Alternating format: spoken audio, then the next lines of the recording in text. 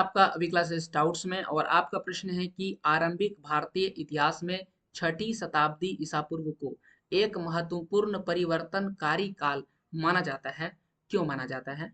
आइए इस सवाल का जवाब लिखते हैं। आरंभिक भारतीय इतिहास में छठी शताब्दी ईसा पूर्व को महत्वपूर्ण परिवर्तनकारी काल माना जाता है, क्योंकि क्योंकि लिखने के बाद डैश देंगे और हम लोग रोमन नंबर के साथ पढ़ेंगे। पहला पॉइंट में लिखेंगे कि इस काल का मतलब कौन सा काल? छठी शताब्दी ईसा पूर्व, ठीक है। इस काल को आरंभिक राज्यों, नगरों, लोहे के बढ़ते प्रयोग एवं सिक्कों के विकास के साथ जोड़ा जाता है, इसीलिए ये क्या है? महत्वपूर्ण है।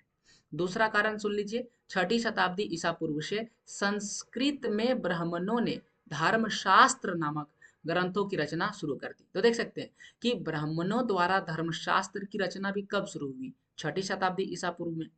इसमें क्या बोला गया? इसमें राजा सहित अन्य के लिए नियमों का निर्धारण किया गया।